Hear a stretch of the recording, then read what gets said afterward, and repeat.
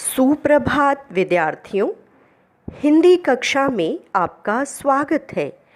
आज हम पढ़ने जा रहे हैं समास।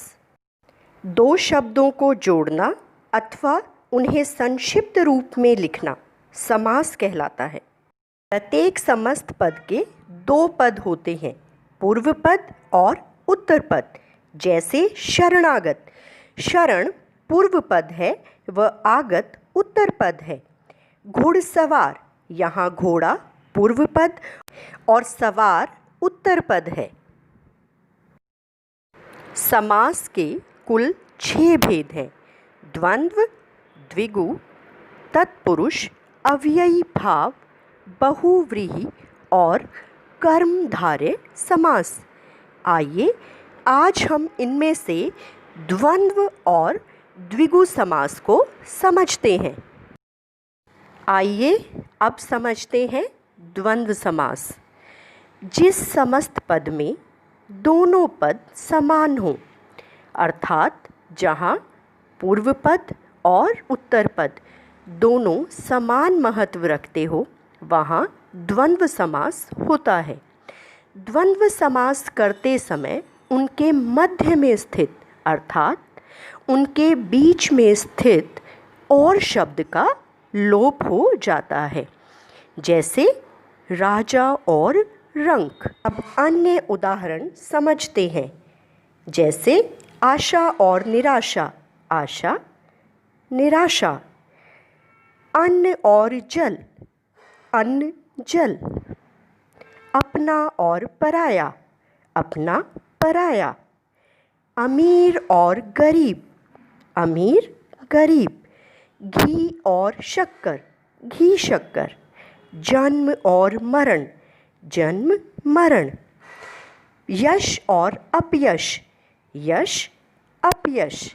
रात और दिन, रात दिन। राम और लक्ष्मण, राम लक्ष्मण। भला और बुरा, भला बुरा। स्त्री और पुरुष, स्त्री पुरुष।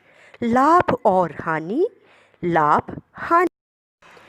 अब हम समझते हैं द्विगु समास की परिभाषा।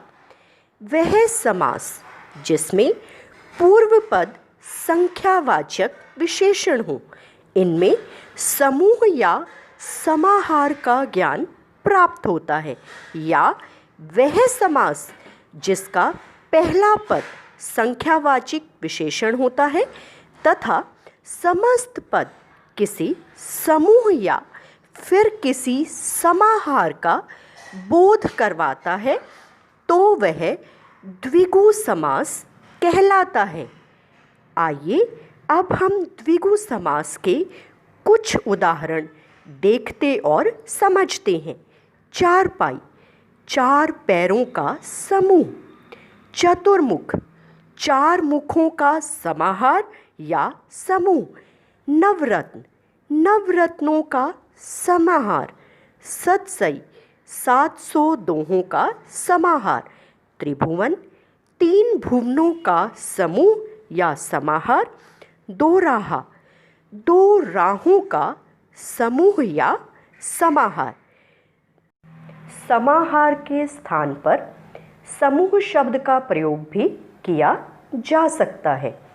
इन उदाहरणों में जैसा कि दिए गए सभी शब्दों का पहला पद एक संख्यावाचक विशेषण है तथा समस्त पद किसी समाहार या समूह का बोध करवा रहा है। जैसे हम नवरत्न को लेते हैं। आशा है समास के यह दोनों भेद आपको भली भांति समझ आ गए होंगे। अगले कालांश में हम अन्य 2 भेदों की जानकारी प्राप्त करेंगे। धन्यवाद।